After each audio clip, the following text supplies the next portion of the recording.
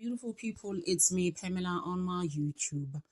Cho, no, what's the T? Siyahlazia. Hi guys, it was heated between Honorable Kosana no Patricia Mashana.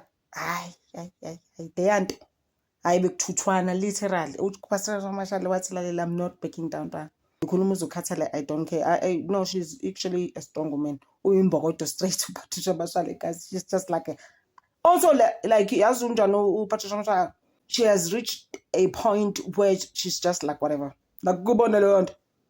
Yeah, nongangidubula, you can do whatever you want. I'll stay in a safe house. Yay, she doesn't care, guys. She doesn't care. She's lost it. She's just like whatever. At some stage, I was thinking, narcissist. I'm just like, I don't think so, guys. She can't make up all those things, though. And not fun. Like, he's not on her side at all. Stuff is unfounded. Please, like you could show you. I was just like, wow. But me, like, my interest here, obviously, guys, you know how it is with me. It's Kosana for me was not even, He was concentrating on Patricia Mashale being a whistleblower. Umbonile khona la, he was even saying, oh, so ke social media, ke lezinto lokhu zisho kuba vele Patricia Mashale has a big following, especially on Facebook. Ngiyayibona ke because she started with Facebook. Ngiyayibona ke YouTube. She just started with YouTube, and mostly she was just concentrating on Senzo Meyiwa and all those cases that she used to do, where she would be talking about, and Umbuzi Luskosana about that, about Lamaphoyisa that are not. I once made a story about it. It's a long story, twice actually, about that brigadier from Lesotho who, it's a long story, Mama. I'm gonna try and put a video yakhe la. Lo mama lo, who the father actually worked at the hospital in Bloemfontein. It's a long story. That's why I'm getting the phone video where I explained the story. Let's discuss Patricia Mashale and Ali family that worked at the hospital, and the father of this brigadier now osebenzele SAPS, who even fetches abantu from Lesotho, ihlobo zakhe ama-cousins azowafaka SAPS while she's actually a Lesotho national. She took someone's identity. Hey guys, izinto zimane ukwenzeka. She took someone's identity to the father actually is the one that took his identity. Wayinika lo oyibrigadier manje ukuthi she's from Lesotho. And then they went on with the identity lo family. So kanti uzoshona lo mama lo wakule family le oyi South African from Bloemfontein. Seshonile, the family couldn't get a pension fund. Esifungile story, guys.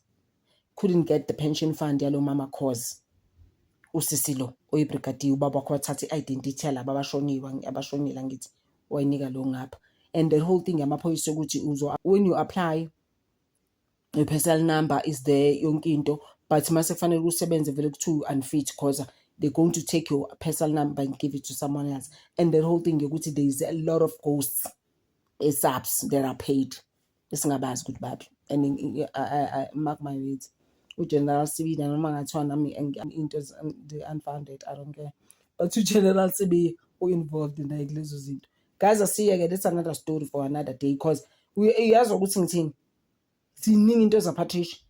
Nama once did a video ngayo le family le yase Bloemfontein eyathathelwa i-identity by a guy who was a porter actually here at the hospital years ago. Wazala lo mntwana uyibrigadier, today uyona ubrigadier, but she's from Lesotho.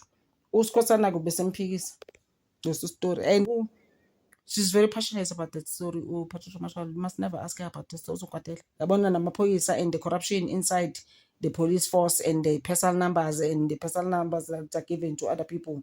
There's so many people on Facebook that she's been busy with. Abanye baseKZN ababhalise emaphoyiseni mase kufanele ukuthi bahambe baye eHammanskraal so that they can become police officers, constables, or whatever. They can't, but they do have personal numbers. But some personal numbers they've been given to other people when they're supposed to work. I know you aren't fit. No, actually, awuboni, go to the optometrist. Guys, like, SAPS is rotten to the core. Let's not sugarcoat that one. Now I'm very clear about that one. I've seen it now with the Senzo Meyiwa case. So I wanted us to just also add the Senzo Meyiwa case. She added it there. It was just like Mbambeni Shayin. Even the NPA said it. Uguti, those 5 accused are not the ones. So when are we gonna get on with it? Like, she was just like, I don't give 2 hoots. You are going to do it. And manje mina ngicelelo uSifiso Meyiwa wathi ngena ama recordings ucela ukuthi niwalalele ngishayeni ke manje ufuna ukungishaya ad hoc. But hayi bazule ad hoc, they can act like they didn't. They did. Even now this whole thing. Honorable Skhosana icabanga ukuthi he's happening there, busy trashing edonsana no sisters like a mob. It didn't work. She didn't break. And bese ngimbona some stage she wanted to cry but was bamba wathi lalela ngimbokodo, I don't care. I'm not sure if Patricia Mashal is still gonna come back at ad hoc ngoba nje ngifila ukuthi bavele nje bathi emancane sisi because they had another futhi witness. So into kaSenzo Meyiwa gazi ngifila ukuthi it wasn't addressed how we wanted it to be addressed. Nale kaNtate Mbathu. UMtate Mbathu naye is the same story guys. Engikazi ngikwazi ukusiqeda manje ngoba omunye ubaba naye owavele waxoshwa emsebenzini. Wahlaliswa ekhaya but he was paid over the years from SAPS. Aye guys, like you don't get that. And he was actually suspended. In fact, he wasn't as such, he wasn't fired. He was so SAPS guys, you can't finish them now. Case ngaSenzo Meyiwa for now. Ukuthi labantu aba5 sicela babuyele emakhaya, kufanele babuyele emakhaya, abafanele bahlale ejele njengofisa ukuthi Ntuli. Can that happen please?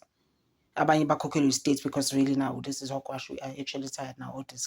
We hoping ukuthi ke those voice recordings that uPatricia Mashale asked of the cousin ka Senzo Meyiwa kanye noSifiso Meyiwa, if those recordings can be listened to. That's all we want, so that we can move on. Ngoba ngithi noChauke wase NPA did actually mention ukuthi he doesn't believe those 5 accused in the Senzo Meyiwa case did actually unalive Senzo. I mean, guys, we know that's very hogwash. Can we now move on? Can we actually stop with this case and stop spending money? Because honestly, guys, this is like so huge. Labantu baba protectayo, I'm just like, bona malini.